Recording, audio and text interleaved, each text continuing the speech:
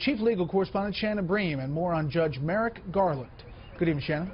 Hi, Brett. Well, after weeks of waiting, we finally have the name of the man that President Obama hopes will replace the late Justice Antonin Scalia here on the nation's highest court. He is well respected, but does he really have a shot? Judge Garland has brought his trademark diligence, compassion, and unwavering regard for the rule of law to his work.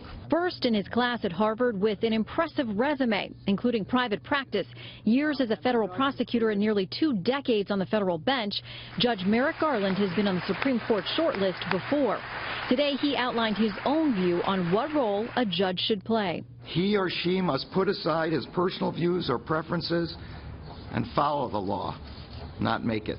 And while that's the kind of statement that would appear to make conservative legal scholars happy, including the likes of Ken Starr and Alberto Gonzalez, others remain highly skeptical. There's no way this president would nominate someone to the Supreme Court who he wasn't confident of in joining the 4 very extremely liberal judges we already have on the Supreme Court to make an unassailable 5-justice majority. Critics argue that includes the Second Amendment and say Garland's record on the issue puts him in stark contrast to Justice Antonin Scalia's hearty defense of individual gun ownership.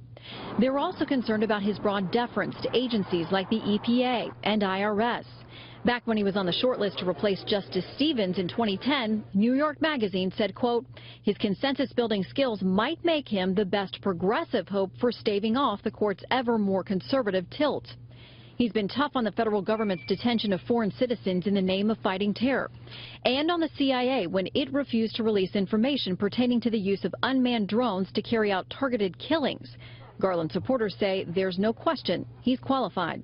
Chief Judge Garland knows his way around a courtroom. If he gets put onto the Supreme Court, even in the middle of a blockbuster term like the one we're having right now, he could hit the ground running.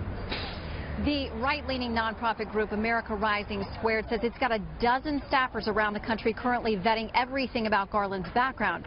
Another conservative group, the Judicial Crisis Network, says it's prepping a $2 million ad buy opposing his nomination. Brett? Shannon Bream outside the Supreme Court. Shannon, thank you.